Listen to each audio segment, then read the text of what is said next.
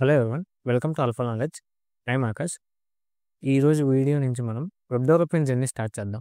మనం web development journey start చేసే కన్నా ముందు మనకి సమ్ ఇంపార్టెంట్ టర్మినాలజీస్ తెలియాలి. ఆ టర్మినాలజీస్ తెలుసుకోవడం వల్ల మనకి వెబ్ డెవలప్మెంట్ జర్నీ చాలా ఈజీగా ఉంటుంది అనమాట. సో అందులో ఫస్ట్ది వాట్ ఈస్ ఇంటర్నెట్.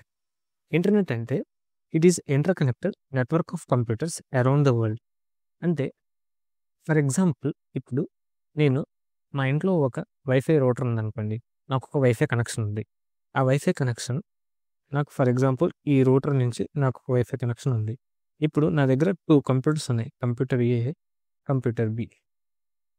సో నేను ఈ 2 కంప్యూటర్స్ని ఒక వైర్ యూస్ చేసి కనెక్ట్ చేశాను అనుకోండి. నాకు ఈ రెండింటి మధ్య డేటా ట్రాన్స్ఫర్ అనేది చాలా ఈజీగా జరిగింది. అలానే ఆ రెండింటి మధ్య కమ్యూనికేషన్ కూడా బిల్డ్ అయ్యింది, అవునా కదా. ఇప్పుడు నాకు ఈ వైఫై రూటర్కి కనెక్షన్ ఎక్కడి నుంచి వచ్చింది?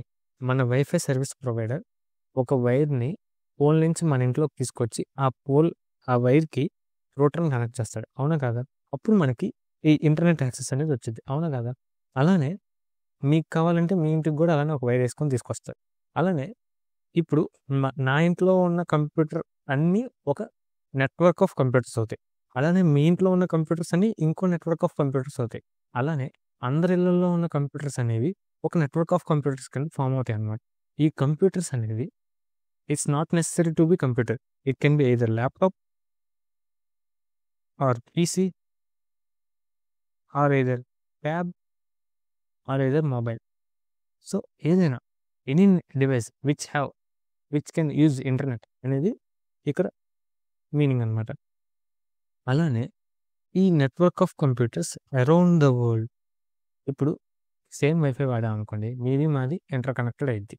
ఇప్పుడు మీరే యాక్టివ్ వాడుతున్నారు, నేనే యాక్టివ్ ఫైబర్ వాడుతున్నాను అనుకోండి. ఇప్పుడు మీది మాది ఇంటర్ కనెక్టెడ్ నెట్వర్క్ అయింది అనమాట. అలానే వరల్డ్లో ఉన్న కంప్యూటర్స్ అన్ని ఇంటర్ కనెక్ట్ అయితే దాన్నే ఇంటర్నెట్ అంటారు. ఈ కంప్యూటర్స్ని కాంటినెంట్స్ నుంచి కాంటినెంట్స్కి కూడా కనెక్ట్ చేస్తారు. ఎలా అంటే పెద్ద పెద్ద వైర్స్ వేసి మధ్యలో ఓషన్స్ వచ్చినా సరే ఆ ఓషన్స్ మధ్యలో నుంచి కూడా పెద్ద పెద్ద వైర్స్ వేసి కనెక్ట్ చేస్తారు. ఓకే, అలా ప్రతి ఒక్క కంప్యూటర్, ఈ వరల్డ్లో ఉన్న ప్రతి ఒక్క కంప్యూటర్, ప్రతి ఒక్క డివైస్ మనకి కనెక్ట్ అయి ఉంటుంది అనమాట. దాన్ని ఇంటర్నెట్ అంటారు. ఈ ఇంటర్నెట్ అనేది చిన్న టర్మ్ కాదు, మొత్తం గ్లోబల్ లెవెల్లో డీల్ చేసిద్ది అనమాట. సో అలానే ఈ ఇంటర్నెట్లో కనెక్ట్ అయిన డివైజెస్ ప్రతి ఒక్కదానికి ఒక యూనిక్ ఐపీ అడ్రస్ అనేది అసైన్ చేస్తారన్నమాట. ఐపీ అడ్రస్ అంటే ఏం లేదండి, మన ఇంటి అడ్రస్ లానే. ఇప్పుడు మన ఇంటికి ఎలా ఒక అడ్రస్ అయితే ఉండిద్దో అది ఎవరితో మ్యాచ్ అవ్వదు, అవునా కదా. ఎవరి ఇంటికి వాళ్ళకి ఒక యూనిక్ అడ్రస్ ఉంటుంది, అవునా కదా. ప్రతి ప్లాట్కి దాంట్లో ఇల్లున్నా లేకపోయినా ఆ ప్లాట్కి ఒక అడ్రస్ అసైన్ చేసేస్తారు, ఈ ఎర్త్ మీద ఉన్న ప్రతి ప్లాట్స్కి, అవునా కదా. అలానే ప్రతి కంప్యూటర్కి ఒక యూనిక్ ఐపీ అడ్రస్ అనేది అసైన్ చేస్తారు. ఈ ఐపీ అడ్రస్ అనేది యూనిక్ అనమాట. యూనిక్ అంటే ఎవరితో మ్యాచ్ అవ్వదు. ఈ ఐపీ అడ్రస్ యూస్ చేసి మనం డివైస్ని ఇంటర్నెట్లో ట్రాక్ చేయొచ్చు కూడా. ఇప్పుడు హ్యాకర్స్ వాడుతూ ఉంటారు. హ్యాకర్స్ ఎవరైనా హ్యాక్ చేస్తే మన పోలీసులు కానీ సినిమాస్లో కానీ మనం చూస్తూ ఉంటాం. వాళ్ళ ఐపీ అడ్రస్ ట్రాక్ చేస్తే ఆ కంప్యూటర్ ఏదో తెలిసిద్దే, వాడు ఎవడో తెలుస్తాడు అని, అవునా కదా. అలా ఐపీ అడ్రస్ అనేది యూనిక్గా ఉండిద్ది, ట్రాక్ చేయడానికి యూజ్ అయ్యిద్ది అనమాట. ఇప్పుడు ఈ నెట్వర్క్ ఆఫ్ కంప్యూటర్స్ అన్నిటిలో మనకు ఒక స్పెషల్ కంప్యూటర్ ఉందనుకోండి. ఇప్పుడు నేను మా ఇంట్లో ఉన్న కంప్యూటర్ని ఎప్పుడైనా ఆన్ చేయొచ్చు, ఎప్పుడైనా ఆఫ్ చేయొచ్చు, అవునా కదా. మీరు కూడా మీ కంప్యూటర్ ఎప్పుడైనా ఆన్ చేయొచ్చు, ఎప్పుడైనా ఆఫ్ చేయొచ్చు. అలా కాకుండా మనకు ఒక స్పెషల్ కంప్యూటర్ ఉంది, అది 24/7 ఆన్ చేసి ఉండిద్ది. 24/7 ఆన్ చేసి ఉందనుకోండి, దాన్నే మనం సర్వర్ అంటాం. ఈ సర్వర్ అనే టర్మ్ని నేను కొంచెం 2 minutes ఎక్స్ప్లెయిన్ చేస్తాను. అలానే ఇప్పుడు for example me laptops, me devices అన్నీ ఉంటాయి. దేంతో అయితే మీరు ఇంటర్నెట్లో బ్రౌజ్ చేస్తారు, ఏదో ఒకటి చేస్తారు, యూట్యూబ్ వీడియోస్ చూస్తారు, ఏదో ఒకటి, వాటిని క్లయింట్ అంటాం. ఓకే, ఈ క్లయింట్ యొక్క టాస్క్ ఏంటంటే సర్వర్ని రిక్వెస్ట్ చేస్తాడు. ఏమని? నాకు పలానా డేటా కావాలి, నేను యూట్యూబ్లోకి వెళ్ళి ఒక వీడియో చూడాలి. మీరంటే ఆ వీడియో అనేది ఒక డేటా ఫామ్ అనుకోండి. మీరు ఆ వీడియో చూడాలంటే మీకు ఎవరో ఒకరు ప్రొవైడ్ చేయాలి కదా. దాన్ని యూట్యూబ్ సర్వర్ ప్రొవైడ్ చేసిద్ది. యూట్యూబ్ సర్వర్ 24/7 ఆన్లైన్ ఉంటుంది. మీరు ఏ టైంలో ఓపెన్ చేసినా యూట్యూబ్ పనిచేద్ది, అవునా కదా. అంటే ఏంటి, ఆ సర్వర్ 24/7 ఆన్లైన్ ఉండిద్ది, అవునా కదా. అదన్నమాట. అలా కాకుండా మీరు ఫర్ ఎగ్జాంపుల్ ఈ సర్వర్ అనేది ఎప్పుడైనా స్లో అయిందనుకోండి, మీరు చూస్తారు ఎర్రర్స్ 404 పేజ్ నాట్ ఫౌండ్, అలా ఏమైనా ఎర్రర్స్ చూసే ఉంటారు ఇప్పుడు వచ్చి, లేదా సర్వర్ స్లోగా ఉంది అంటారు. అలాంటి టైంలో మన క్లయింట్ రిక్వెస్ట్లు అనేవి రీచ్ అవ్వవు, అవునా కదా. ఇప్పుడు ఈ క్లయింట్ నాకు వీడియో చూడాలని ఉందని రిక్వెస్ట్ చేశాడు. ఈ సర్వర్ ఈ క్లయింట్ ఏ వీడియో అయితే రిక్వెస్ట్ చేశాడో ఆ వీడియోని క్లయింట్కి పంపిస్తాయి. అప్పుడు ఈ క్లయింట్ ఆ డేటాని వాచ్ చేయొచ్చు, ఆ వీడియోని వాచ్ చేయొచ్చు. క్లయింట్ సర్వర్ గురించి నేను కొంచెం క్లియర్గా ఎక్స్ప్లెయిన్ చేస్తాను. క్లయింట్ ఎలా రిక్వెస్ట్ చేసిద్ది, సర్వర్ ఎలా రెస్పాన్స్ ఇచ్చిద్ది అనేది క్లియర్గా ఎక్స్ప్లెయిన్ చేస్తాను. అసలు రిక్వెస్ట్ రెస్పాన్స్ అంటే ఏంటో చెప్తాను. రిక్వెస్ట్ అంటే ఇప్పుడు మీరు ఫర్ ఎగ్జాంపుల్ యూట్యూబ్ ఓపెన్ చేసి నాకు ఆ పలానా వీడియో కావాలి అని చెప్పి యూట్యూబ్ని అడిగారు అనుకోండి, దాన్ని రిక్వెస్ట్ అంటారు. నాకు ఆ వీడియో కావాలని మీరు రిక్వెస్ట్ చేస్తున్నారు, అవునా కదా, దాన్ని రిక్వెస్ట్ అంటారు. యూట్యూబ్ సర్వర్ మీ వీడియో పేరు ఇన్పుట్ కింద తీసుకొని ఆ వీడియో దొరికితే దాన్ని మీకు డిస్ప్లే చేసిద్ది, అవునా కదా, దాన్ని రెస్పాన్స్ అంటారు. మీరు ఇచ్చేదాన్ని రిక్వెస్ట్ అంటారు, ఆ సర్వర్ యూట్యూబ్ సర్వర్ తిరిగి ఇచ్చేదాన్ని రెస్పాన్స్ అంటారు అనమాట. It is nothing but question and answer. మీరు ఒక క్వశ్చన్ అడుగుతారు, ఆ వీడియోనే క్వశ్చన్ అనుకోండి, ఆ సర్వర్ యూట్యూబ్ వీడియో దొరికింది అనుకోండి, దాన్ని ఆన్సర్ కింద ఇచ్చింది. So request is nothing but question అనమాట, response is nothing but answer అనమాట. ఇప్పుడు ఒక క్లయింట్ నేనే గూగుల్ని యాక్సెస్ చేద్దాం అనుకుంటున్నా. గూగుల్ యొక్క యూఆర్ఎల్ ఏంటి, google.com. ఈ యూఆర్ఎల్తో నేను ఆ డేటా యాక్సెస్ చేయాలంటే నా దగ్గర ఫస్ట్ ఇంటర్నెట్ ఉండాలి, అవునా కదా, నా దగ్గర డేటా బ్యాలెన్స్ ఉండాలి. మీ దగ్గర డేటా లేకుండా మీరు క్రోమ్ కానీ ఏదైనా యూస్ చేయగలరో అది చేయలేరు కదా, అవునా కదా. సో అలానే ఈ ఇంటర్నెట్ సర్వీస్ ప్రొవైడర్ అనేది మనకి ఇంటర్నెట్ యూస్ చేసే సర్వీస్ని ప్రొవైడ్ చేస్తాడనమాట. ఆ ఫెసిలిటీని మనకు ప్రొవైడ్ చేస్తాడు. అందుకే వీళ్ళని ఇంటర్నెట్ సర్వీస్ ప్రొవైడర్ అంటారు, షార్ట్ కట్లో ఐఎస్పీ అంటారు. ఈ ఇంటర్నెట్ సర్వీస్ ప్రొవైడర్స్ ఎవరో కాదు, మీరు ఎయిర్టెల్ యూజర్ అయితే మీకు ఎయిర్టెల్ ఇంటర్నెట్ సర్వీస్ ప్రొవైడర్ అవుతాడు, జియో అయితే జియో వాడు మీకు ఇంటర్నెట్ సర్వీస్ ప్రొవైడర్ అవుతారనమాట. మీరు ఎప్పుడైతే ఈ google.comని యూఆర్ఎల్ని మీ క్రోమ్లో ఎంటర్ చేస్తారో మీ డేటా బ్యాలెన్స్ యూస్ చేసుకొని ఈ ఇంటర్నెట్ సర్వీస్ ప్రొవైడర్ ఒక స్పెషల్ ఎంట్రీ లాంటిది, డిఎన్ఎస్ అంటే domain naming system. Domain naming system అంటే ఏం లేదు, మీరు ఒక డిక్షనరీ లాంటిది అనుకోండి. ఎక్కడైతే డిక్షనరీలో వర్డ్ దాని మీనింగ్ ఉండిద్ది, లేదా మీ ఫోన్ డైరెక్టరీ అనుకోండి, మీ ఫోన్ డైరెక్టరీలో ఎలా మీరు నేము వాళ్ళ నెంబర్ సేవ్ చేసుకుంటారు, అవునా కదా. అలానే ఈ డిఎన్ఎస్ అనేది ప్రతి వెబ్సైట్ యొక్క యూఆర్ఎల్, ఆ సర్వర్ యొక్క ఐపీ అడ్రస్. నేను చెప్పాక ప్రతి కంప్యూటర్కి ఒక ఐపీ అడ్రస్ ఉంటుందని, ఆ ఐపీ అడ్రస్ని దాని యొక్క యూఆర్ఎల్తో స్టోర్ చేసుకుంటుంది అనమాట ఈ డిఎన్ఎస్ అనేది. ఎప్పుడైతే ఈ ఐఎస్పీ వచ్చేసి నాకు ఈ google.com యొక్క ఐపీ అడ్రస్ ఇవ్వను కానీ ఈ డిఎన్ఎస్ ఈ ఐఎస్పీకి ఆ ఐపీ అడ్రస్ని రిటర్న్ చేసిద్ది.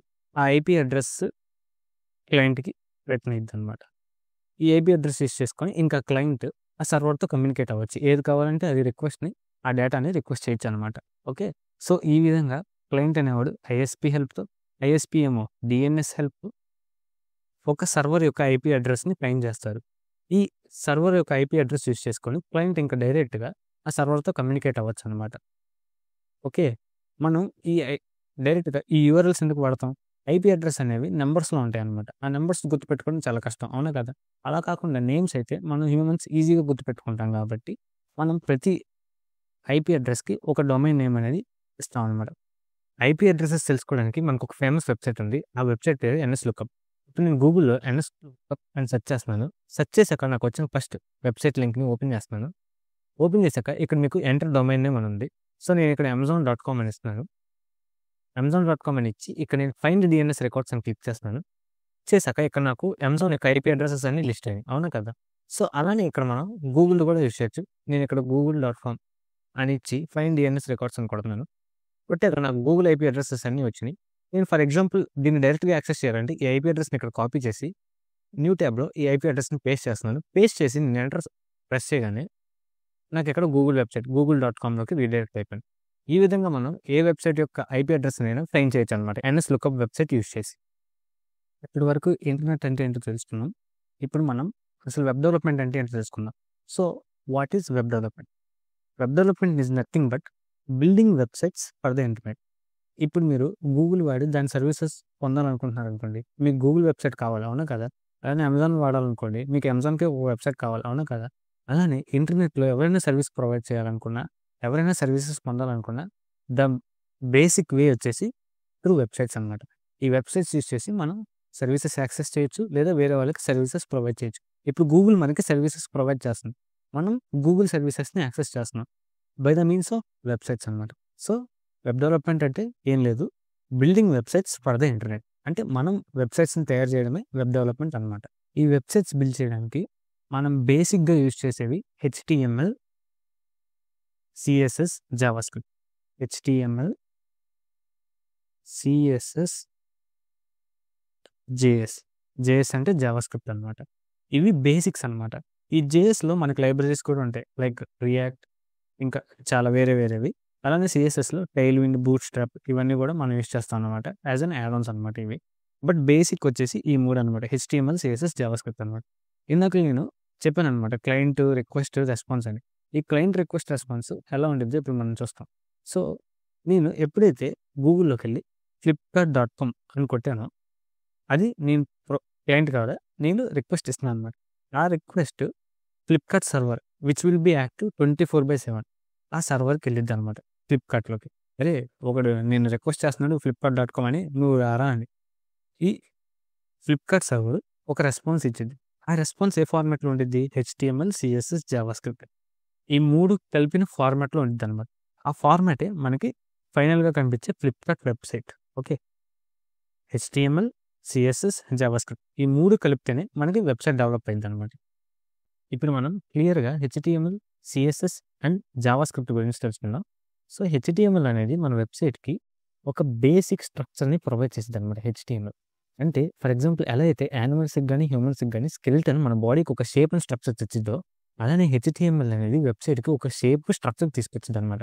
నెక్స్ట్ వచ్చేసి సిఎస్ఎస్. సిఎస్ఎస్ ఏం చేసిద్దంటే మన వెబ్‌సైట్‌కి స్టైల్స్‌ని యాడ్ చేసిద్దనమాట.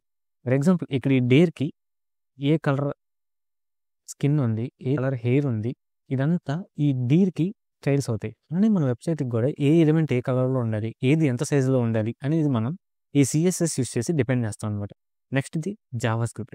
ఈ జావాస్క్రిప్ట్‌లో మనం మన వెబ్‌సైట్‌కి ఫంక్షనాలిటీని యాడ్ చేస్తాం అనమాట. ఎలా అయితే ఈ డీర్ కొన్ని ఫంక్షన్స్ పర్ఫార్మ్ చేస్తది. లైక్ తినడం, పరిగెత్తడం, పడుకోవడం అవన్నీ ఆ డీర్ పర్ఫార్మ్ చేసే ఫంక్షన్స్ అనమాట. అలానే మన వెబ్‌సైట్ కూడా కొన్ని ఫంక్షన్స్‌ని పర్ఫార్మ్ చేస్తది. ఫర్ ఎగ్జాంపుల్ ఏదైనా బటన్ నొక్కితే ఇంకో పేజ్ ఓపెన్ అవ్వడం అవన్నీ మన వెబ్‌సైట్ యొక్క ఫంక్షనాలిటీస్ అవుతాయి. అదంతా మనం ఈ జావాస్క్రిప్ట్ యూజ్ చేసి డిపెండ్ చేస్తాం అనమాట. ఇప్పుడు ఈ కోర్స్ అయ్యేలోపు మీరేం నేర్చుకుంటారో, నేనేం నేర్పిస్తానో చెప్తాను. So, what will we learn? First front end అనమాట. ఫ్రంట్ ఎండ్ అంటే ఏం లేదు. మనం వెబ్‌సైట్ ఓపెన్ చేయగానే మన కళ్ళకి కనిపించేదంతా ఫ్రంట్ ఎండ్ అనమాట. ఆ ఫ్రంట్ ఎండ్ చెప్పాగా హెచ్టీఎంఎల్ స్ట్రక్చర్, సిఎస్ఎస్ స్టైల్స్, మనకు ఫంక్షనాలిటీ కూడా కళ్ళకి కనిపించిద్ది. ఏదైనా నొక్కితే ఒక బటన్ నొక్కితే ఇంకో పేజ్ ఓపెన్ అవ్వడం అదంతా ఫంక్షనాలిటీ అనమాట. సో, అది కూడా మనకు కనిపించిద్ది. ఈ బూట్‌స్ట్రాప్ టైల్‌విండ్ అనేది సిఎస్ఎస్‌కి యాడ్ ఆన్స్ అనమాట. ఓకే. ఈ 2 స్టైలింగ్‌కి యాడ్ ఆన్స్ అనమాట. సో, ఫ్రంట్ ఎండ్‌లో మనం ఈ టెక్నాలజీస్ అన్నీ నేర్చుకుంటాం. బ్యాక్ ఎండ్‌కొచ్చేసి మనం నేర్చుకునేది ఎక్స్‌ప్రెస్ నోడ్.జేఎస్. బ్యాక్ ఎండ్ అంటే ఇప్పుడు సర్వర్ ఉంది. మనం సర్వర్‌ని బిల్డ్ చేయాలి. అంటే ఇప్పుడు మన వెబ్‌సైట్‌కి మనమే సర్వర్‌ని బిల్డ్ చేసుకోవాలి. ఎవరైనా యూజర్ వచ్చి మన వెబ్‌సైట్‌లో పలానా ఫంక్షన్ యూజ్ చేశారనుకోండి, బ్యాక్ ఎండ్ నుంచి రెస్పాన్స్ రావాలి. అవునా కదా! Back end is nothing but server అనమాట. సో, ఆ బ్యాక్ ఎండ్‌లో మనం ఎక్స్‌ప్రెస్ నోడ్.జేఎస్ ఆ 2 నేర్చుకుంటాం. సో, డేటాబేస్ ఫర్ ఎగ్జాంపుల్ ఇప్పుడు యూజర్ లాగిన్ అయ్యాడు, వాడు ఫోటోలు యాడ్ చేశాడు, ఏదో ఒకటి చేశాడు. అవునా కదా! ఆ ఫోటోస్, ఆ డేటా అంతా ఒక చోట స్టోర్ అవ్వాలి. అవునా కదా! దానికి మనం యూజ్ చేసేది డేటాబేస్ అనమాట. Database is nothing but where we store the data. దానికి మనం యూజ్ చేసేది SQL and MongoDB. So, SQL అనేది టేబుల్ ఫార్మాట్‌లో ఉంటదనమాట. It is a structured query language. Whereas MongoDB is NoSQL. దీనికి ఫార్మాట్ అంటే ఏమి ఉండదనమాట.